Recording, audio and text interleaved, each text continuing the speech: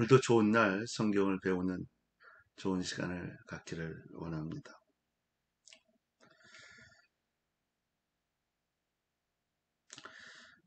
지금 우리가 배우고 있는 것은 예수님의 갈릴리 3차 사역에 대한 내용을 함께 배우고 있습니다. 지난주에 배웠던 내용들을 한번 좀 정리하고 넘어가도록 하겠습니다. 이 갈릴리를 중심으로 두로, 또 빌립보, 가이사랴, 베세다, 또 데가볼리, 이런 내용들을, 가버나움, 또 게네사렛, 이런 내용들을 함께 했던 부분이 있습니다. 오늘은 두 번째 시간을 갖습니다. 예수님의 갈릴리 3차 사역, 4,000명을 먹이신 사건이 있는데, 이 갈릴리 바다 동북쪽 해안가로 여기면 됩니다. 그러니까 반대편이 됩니다.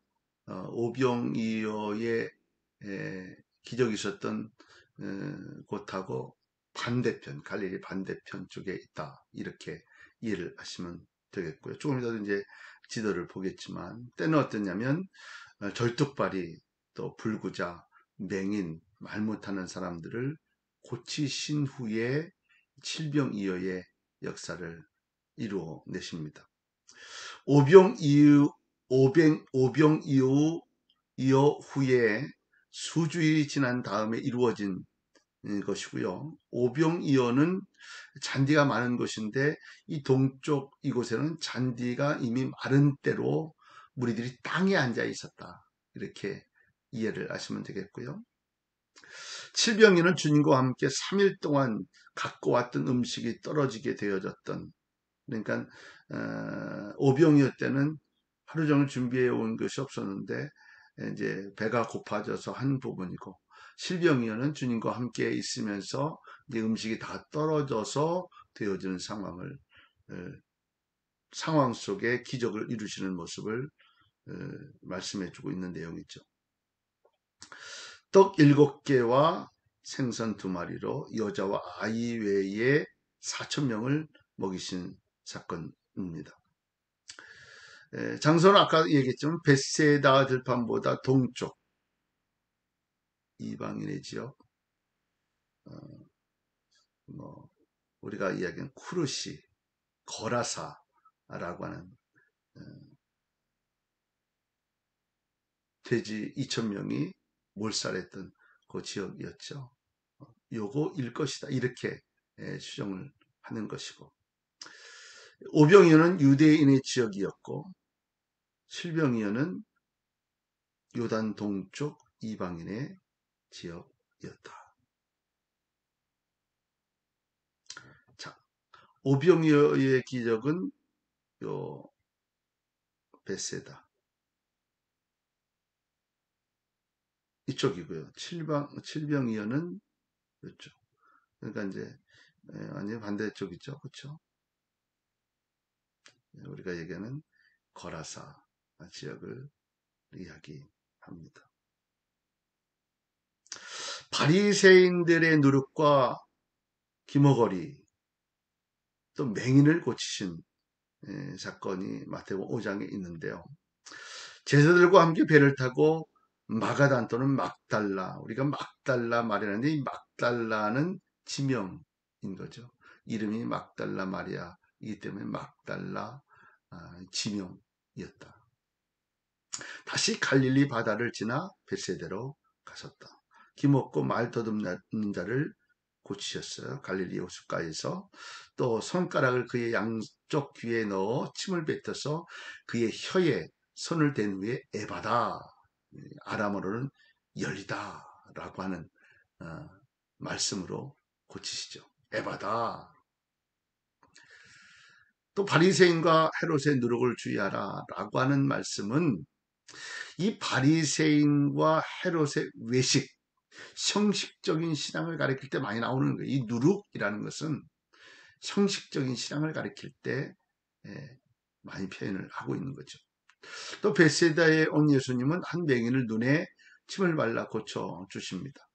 당시의 사람들은 침 속에 어떤 치료제가 있었다 이렇게 믿게 되죠. 막달라라고 하는 지명이죠.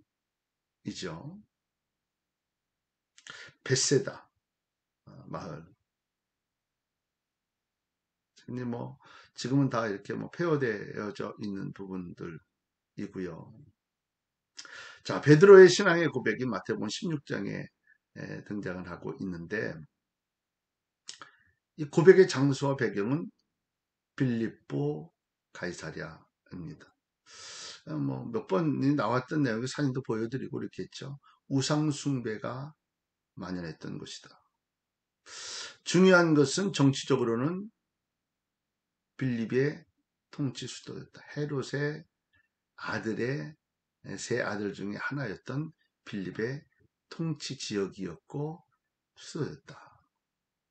이것이 요단강물의 근원이 된다. 이제 요단강물이 있고 또 이제 그 갈릴리 바다가 있고 또 요단강물을 통해서 사해 바다가 되는 거죠.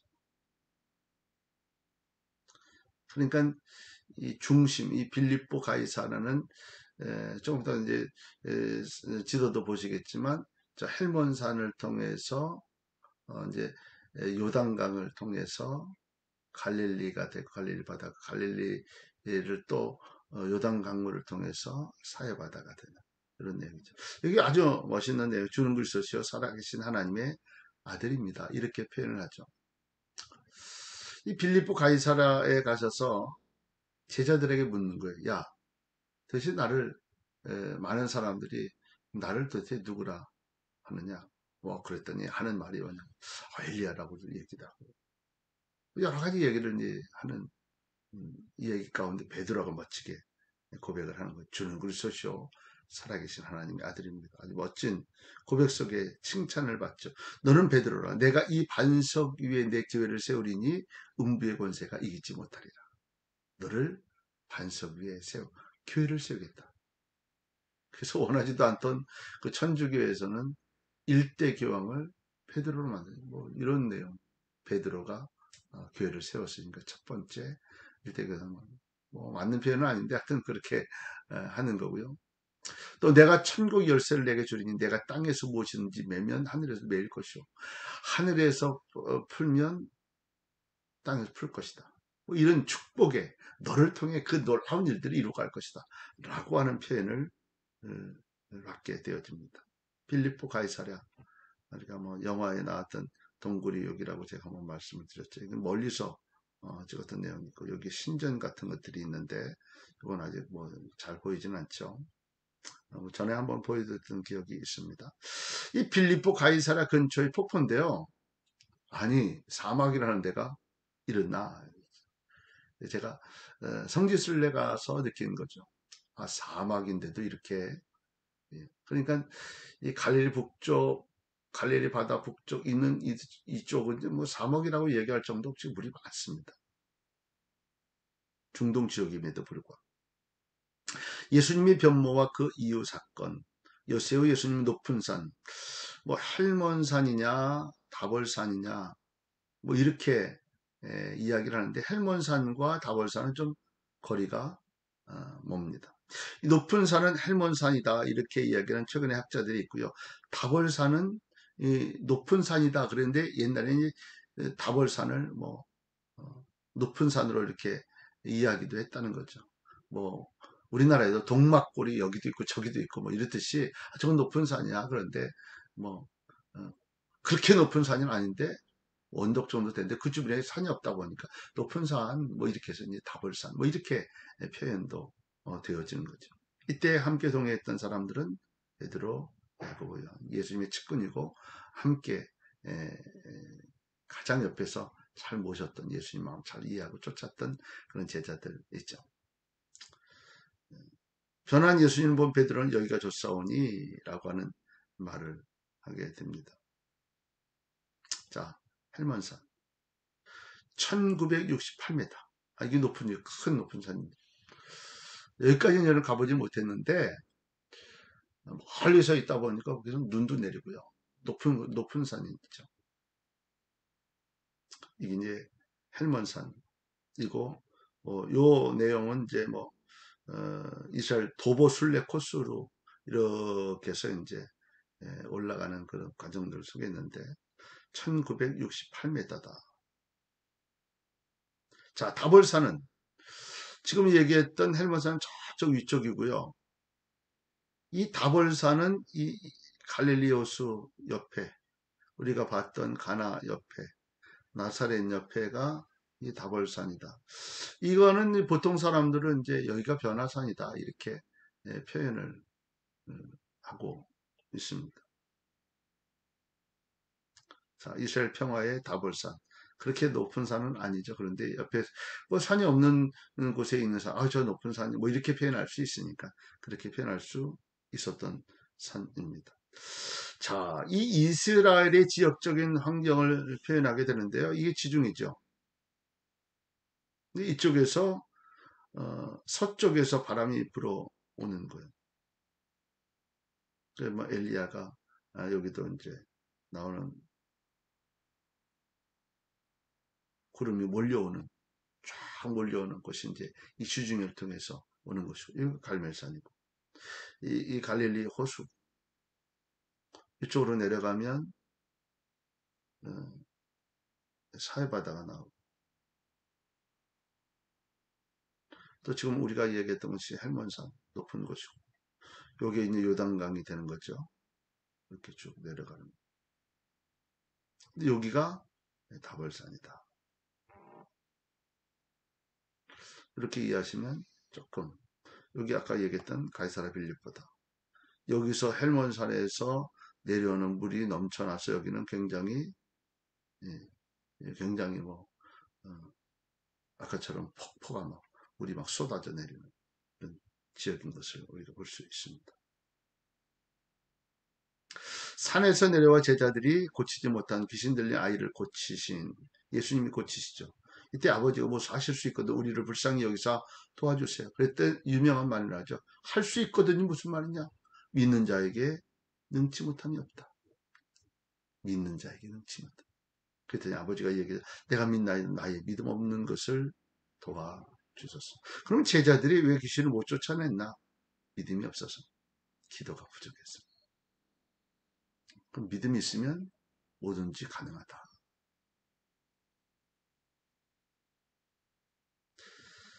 자, 이 다브라시라고 하는 곳은요, 귀신 들린 아이를 고친 다브라시라고 하는 곳은 이 다볼산 서쪽에 있는 곳이라고 그래요. 그러니까 다볼산, 우리가 얘기했던 가나, 옆에 있던 다볼산 옆에 서쪽에 있는 거기서 이제 예수님이 곳이었다. 이 변화사는 이제 다볼산 정도로 이해를 하고 가버나움까지 가시는 내용을 소개하는데 여기서 이제 갈릴리로 가는 도중에 누가 큰 장가를 논쟁을 하게 되죠. 근데 유명한 말씀, 섬기는 자가 큰 자다. 내가 큰 자, 이렇게 얘기할 때 섬기는 자가 큰 자다. 이 성전세에 대한 내용을 이제 또 여기서 나옵니다. 기적적인 방법으로 성전세를 납부하게 되어지고 성전의 주인이 예수님인데 성전세를 납부할 의무는 없었죠. 이 성전세는 누구나 내는 지난번에도 한번 함께 나누었죠. 누구나 다 우리가 주민세 내듯이 하는 거죠.